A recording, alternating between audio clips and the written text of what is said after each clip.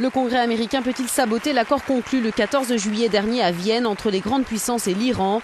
Sans doute pas. Reste que la bataille s'annonce féroce. Partisans et opposants à l'accord mènent une intense campagne de lobbying auprès des élus américains ces dernières semaines. Majoritaires dans les deux chambres du Congrès, les républicains vont sans doute voter le texte désapprouvant la levée des sanctions américaines sur l'Iran. Barack Obama devrait alors opposer son veto. Pour le surmonter, les élus devront alors revoter à la majorité qualifiée des 2/3. Pour atteindre ce seuil, au moins 44 démocrates à la Chambre et 13 au Sénat devraient faire défection.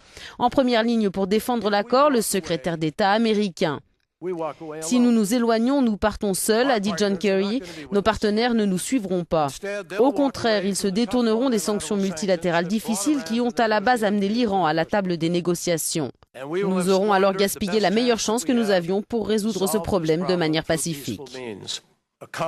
Côté républicain, on affiche sa détermination.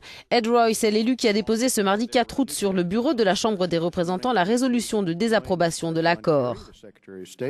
Si cet accord se concrétise, dit-il, l'Iran décrochera une aubaine financière.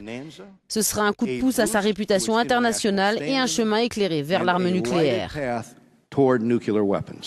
L'enjeu est aussi de convaincre l'opinion publique. Là encore, chaque camp s'organise.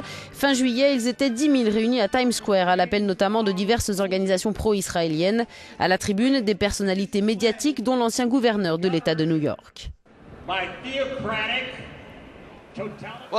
Ce n'est pas un mauvais accord, a-t-il dit, c'est un accord horrible. Il doit être rejeté. Le Congrès doit faire son travail et se lever pour le peuple américain.